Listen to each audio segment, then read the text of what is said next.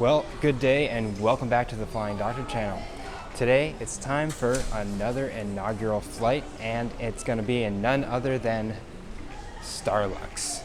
Yes, this is an exciting day for me. Really looking forward to seeing what Starlux's product is all about.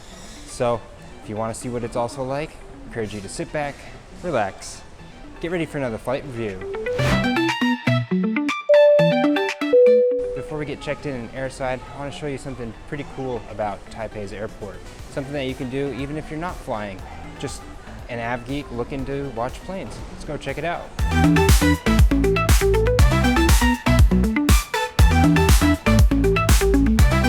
If you're transiting through Taipei, there is a waiting lounge upstairs on both ends of Terminal 2. It doesn't have the most comfortable seating, but there are some food options, convenience stores, things for the kids to do, bathrooms, there's even showers. That's not why I'm up here though.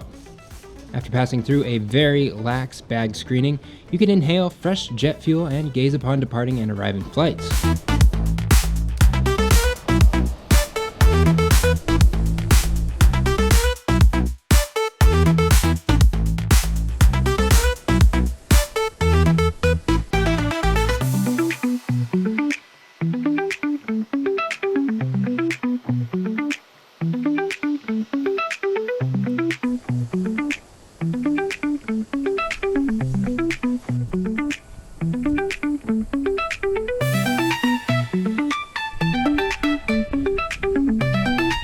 I was eager to be one of the first passengers to check in today, so I made sure to be at the check-in desk before the staff had arrived. I wasn't sure if any special displays would be put up, but wanted to make sure I was here to document it. Doesn't seem like any celebration was planned for the check-in hall, but they do roll out the clay-colored carpet for premium passengers. I had booked an economy ticket. I had read online that upgrades were available at check-in, and some carriers offer steep discounts when purchasing these upgrades on the day of the flight. Ontario. Are there any special events at the gate? Yes. Yeah. 6:30. All right, thank you. Bye. Boarding pass in hand, it was time to get airside. Security in Taiwan is pretty standard to what you'll find anywhere else in the world, especially when entering an international terminal. Like 100% of the international terminals I have walked through, you immediately enter one of the shopping districts of the airport. At TPE, the standard luxury brand boutique shops you'll find in airports elsewhere are here as well. As I mentioned earlier, I had arrived from Singapore earlier in the day, and as you probably noted by my appearance on the intro, I could use a shower. To the lounge we go, and today's a special one because it was awarded Lounge of the Year by Priority Pass in 2025. Let's go ahead and check out the Oriental Lounge.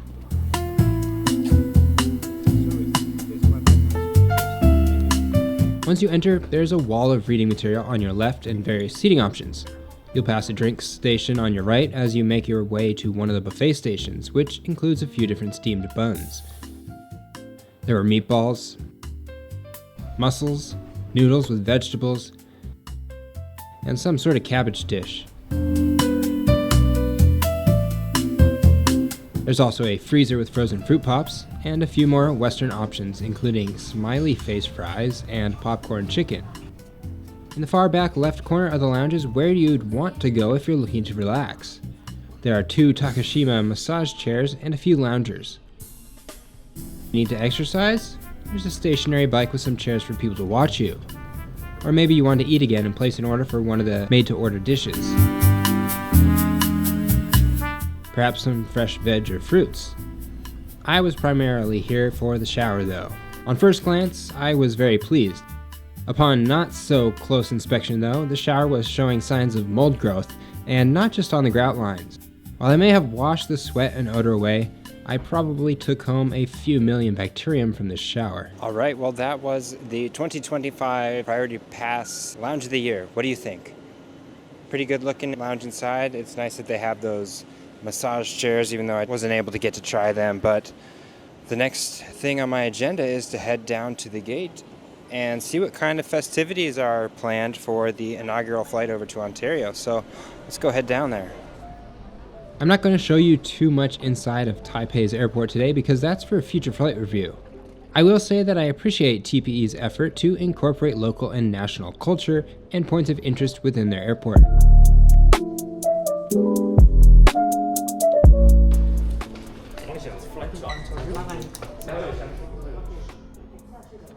So if you remember back a few years ago, who couldn't remember the pandemic? It doesn't seem like a great time to start an airline, but you know what? Starlux has defeated the odds. They actually started operations in 2020, and unexpectedly they made a profit and continue to make profits, and as you can see, they're expanding into Ontario. Looks like compared to some of the other inaugural flights we've been on, it is an event. You can see there are a number of professionals around. This should be interesting. Now this is what I like to see for an inaugural flight. After all, Ontario will be the 4th U.S. destination for Starlux, so I'd imagine the higher-ups are pretty excited to continue their expansion eastward into new markets. The first big name to speak was the Chief Passenger Commercial Officer, Walter Lang. The next big appearance was from Hong-Chi Kuo, a former LA Dodgers pitcher.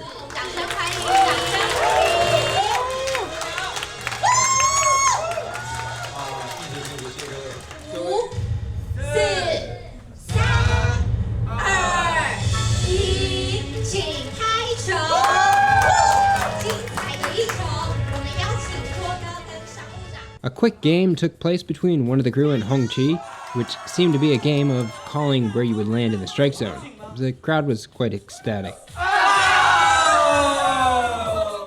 After the game, a drawing took place.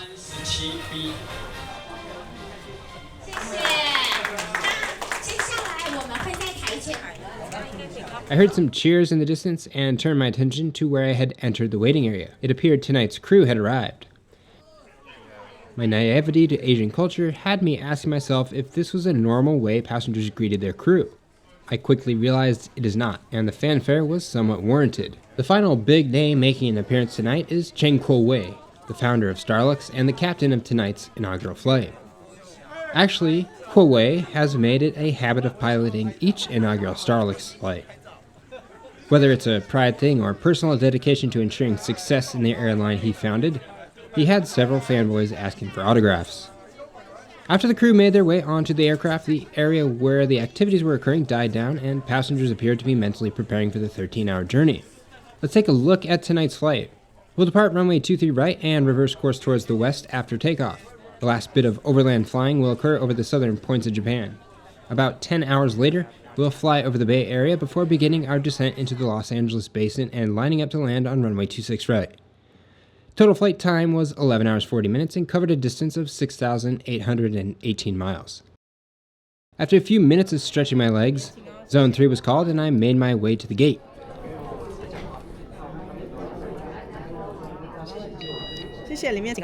A gift bag was handed out to each passenger. We'll take a peek inside a little later during our flight.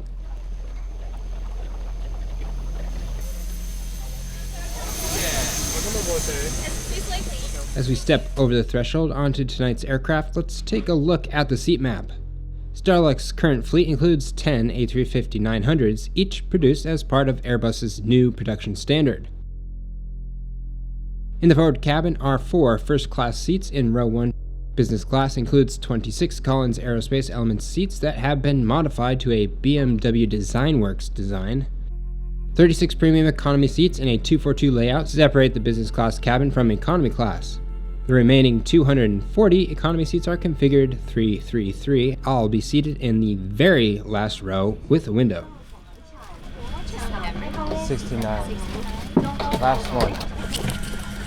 Well, I'm on board and it's a nice looking cabin. My initial thoughts before boarding the aircraft, in doing research on Starlux, is that I wouldn't like the cabin colors, but it's growing on me, I think.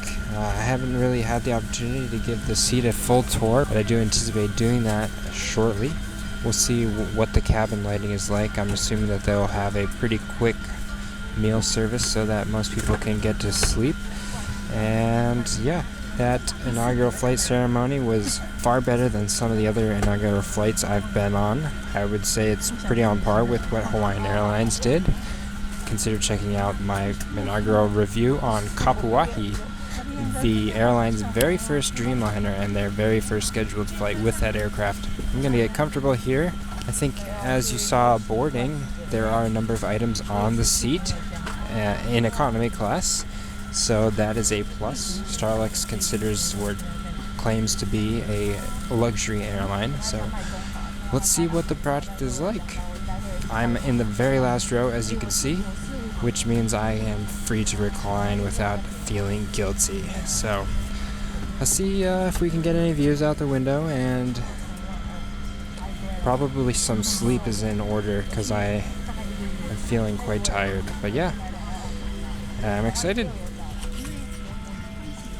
Doors were closed and we were pushed back through a water cannon salute, meaning the very first Starlux flight bound for Ontario was officially underway. In alignment with the airline's futuristic branding, the safety video featured a dozen Star Wanderers to demonstrate the various safety features and requirements on board.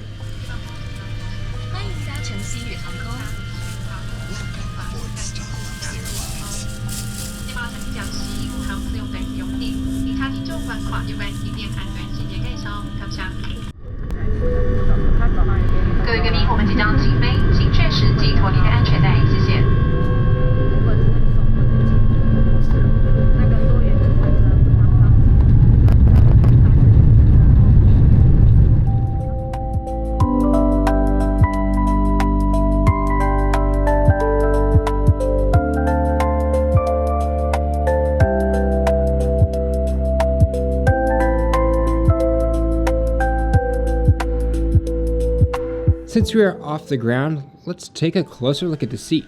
The first thing you'll probably notice after sitting down is the large screen on the seat back. We'll take a closer look at that later on. If old-fashioned, paper-based entertainment is your thing, non-adjustable reading lights are above your head, but air vents are not included. A 6-way adjustable headrest is added for passenger comfort. The seat cushions are average for comfortability. The tray table is bifold, a definite plus for me, and the seatback pocket features 2 separate compartments. In the seatback is one of the more unique safety cards I've seen, a branded vomit collection bag or whatever else you want to put in it, a travel magazine with tips on things to see or places to stay at various destinations, and Starlux's duty-free shopping magazine. Let's take a look at what was included in that Peanuts branded gift bag handout.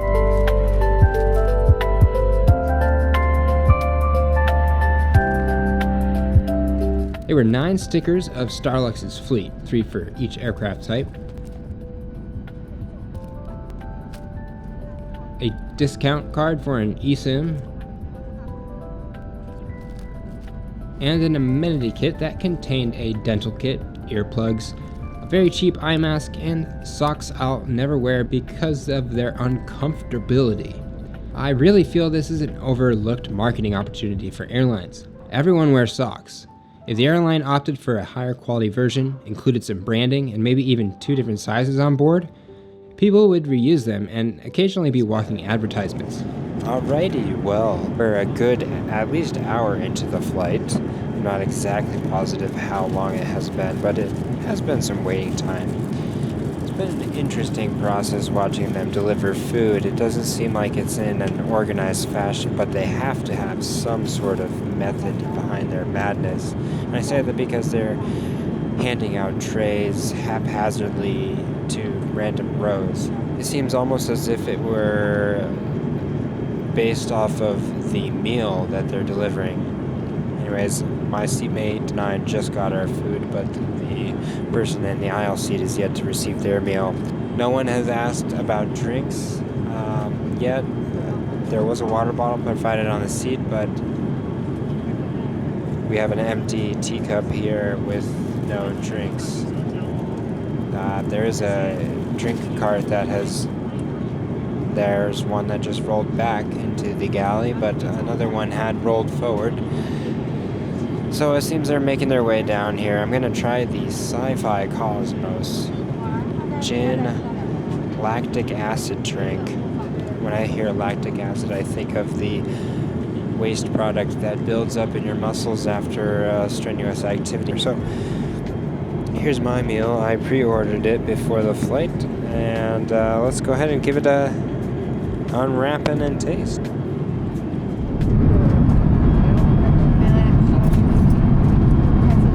No Sci-Fi Cosmo alcoholic drink for me. I just wanted some food and then to rest. Initial impressions were positive of the meal. Salad and fruit looked relatively fresh. The portion for the main wasn't bad. And metal cutlery on an economy flight is a massive plus for me. It all tasted fine, just a little underwhelming. But my objective for achieving satiety was achieved. Finished the meal, and I'm not too impressed. What Starlux did get right is the presentation. Their branding and the metal cutlery, the color palette, and the, I guess, futuristic shapes, or there's just a certain appearance that to me gives off a sci-fi-esque or futuristic vibe. In terms of taste and quality of the meal, I just didn't seem any different from another standard carrier's meal. It's a decent meal, a decent portion. It's just not something that wowed me. I am somewhat confused about the service. I mean, the flight attendants seem nice and focused on doing a good job, but the speed at which they're carrying out the service, maybe it's because I'm in the very last row. Can't complain too much, it is a meal. So I'm looking forward to getting tray cleared and then trying to get some sleep. I don't know how well that's going to work though, because we did hit a bit of moderate turbulence when all the flight crew started screaming at everyone, seatbelt, seatbelt, seatbelt. But it was just one random clear air turbulence, unanticipated. Meal service is over. Let's maybe take a look at the IFE here.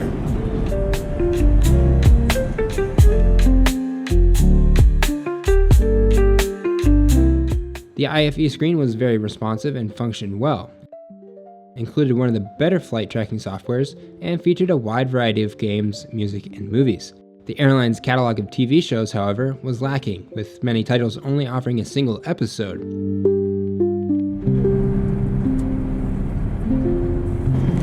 Alright, so some other criticisms I have. I think I mentioned that I pre-ordered my meal, and that's a very useful way for the airline to predict or determine how many meals they need on board of each of the options available, because not everyone is going to pre-book.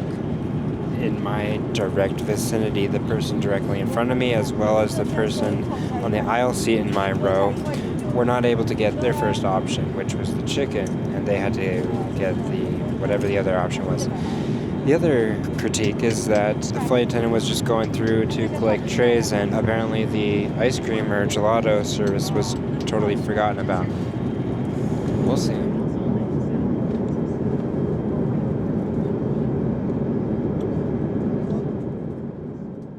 With a full stomach and my tray cleared off, I was ready to get some sleep. Starlux surpasses standards set by other carriers on long-haul flights that I've been on by including a few upgraded creature comforts. Set atop each seat in economy was a pillow sheathed in a soft cotton case, not one of those scratchy disposable covers. The blanket also had improvements over what I've used in the past on other airlines. These blankets seemed larger than others I've been provided and was also a bit thicker.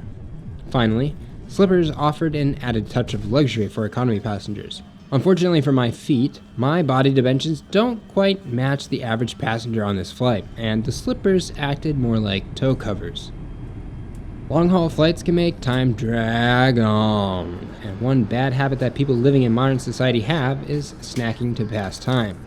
Flight attendants in the aft galley had set up 2 snack baskets that included a cereal stick, chicken sandwich, egg roll, and Snickers chocolate candy. Also back here is 2 lavs, which today I will be featuring. It only takes a small bit of effort to make something stand out as unique or distinguished from another brand. Starlux has added their touch to the lavs by including a small faux plant.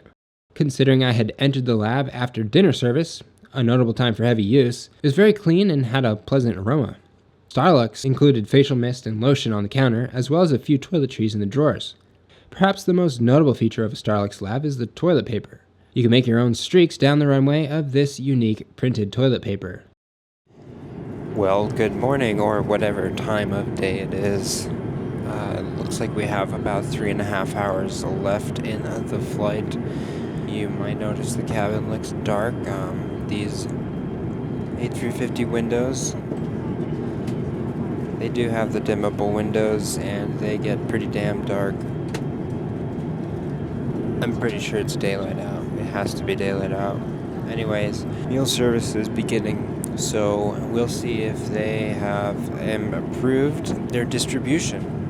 In terms of sleep, it was very broken. A lot of bumps in the air on our way over the Pacific to North America, and the realization that I had on the flight from Brisbane to LA that I have to work tomorrow. It's hitting me. I gotta go work tomorrow. I have to work tomorrow. I'd do it again, I think. Maybe question my sanity. Yeah, I'm hungry. I'd like some cafe. Let's see what the breakfast service is like.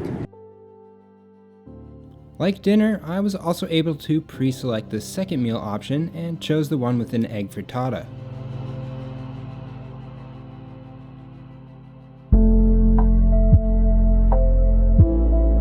The eggs separated a chicken sausage from pasta, not a culinary trio I usually eat together. There was also a bowl with fresh fruit, yogurt, and a croissant. The fact that I used the pepper to season the food should indicate to those who know me that this food was seriously bland. The highlight of this meal was the croissant, and to date, this might have been the best one I've had in the air.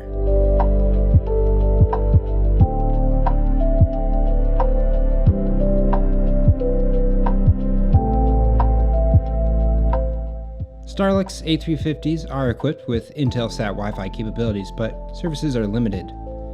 If you have an economy ticket, you'll need to pay for the ability to surf the web, but messaging is free for all.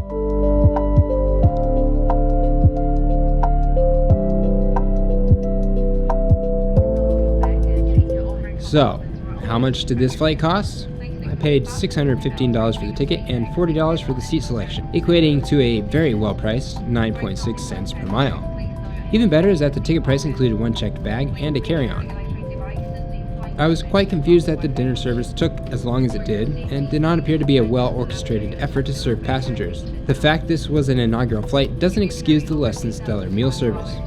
Moreover, it's unlikely any of the crew on tonight's flight were new employees, so experience shouldn't have been an issue. Breakfast service was much better than dinner service, but still had flaws. Considering Starlux is the third flag carrier for Taiwan and competes with China Airlines and EVA, meal service is not a part of the flight the airline should overlook. Even though I eat to live and not vice versa, I understand the influence on a person's memory that a meal can have. Taste and smell can link deeply rooted memories. From a business perspective, I see meal service as one of the more stand-out periods of a long-haul flight and would want my customers to positively look back on, not just the taste and quality of the meal, but the efficiency, courtesy, and professionalism of the crew. The cabin was modern, clean, and soft on the eyes. The use of the adjustable lighting influenced the cabin mood throughout the flight and complemented the various services. The windows were large, but the inability to adjust the opaqueness was very frustrating, especially once the cockpit announced our descent and we were over land.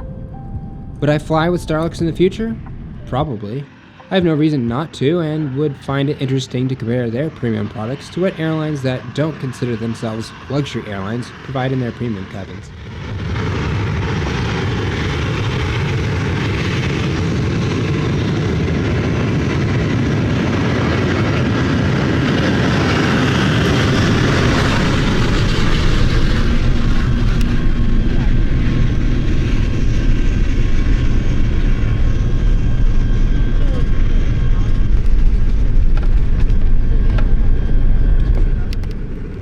Touchdown, 26 right, Starlux officially begins service here at Ontario, California.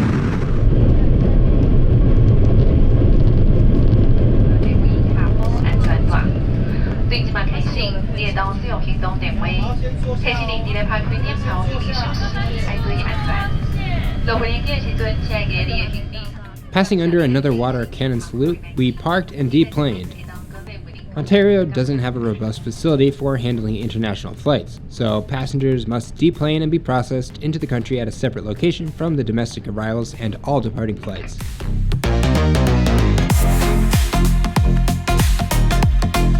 While in most circumstances I would find using air stairs frustrating and cumbersome, today I was sure to enjoy the fresh air, the details of the fuselage, and those engines. My cheery attitude was quickly diffused by ground staff yelling at passengers that pictures, video, or cell phones were not allowed. I didn't understand the logic because a dozen or so people were airside taking photos just 50 feet away. Okay, well, I made it back to the domestic terminal in Ontario. The festivities definitely did not disappoint in Taipei.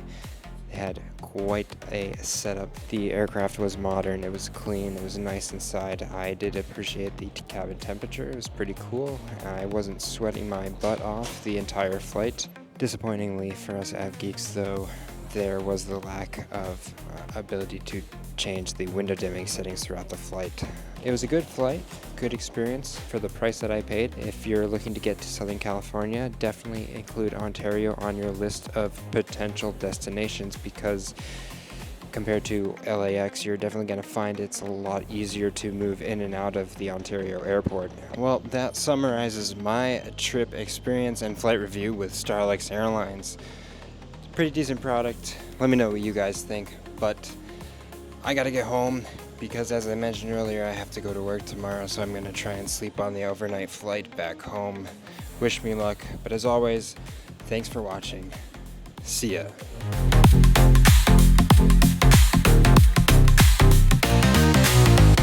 Then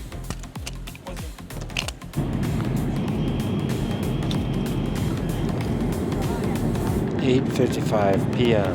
Use that number to figure out how long it has been. And I'm interrupted by the intercom every time.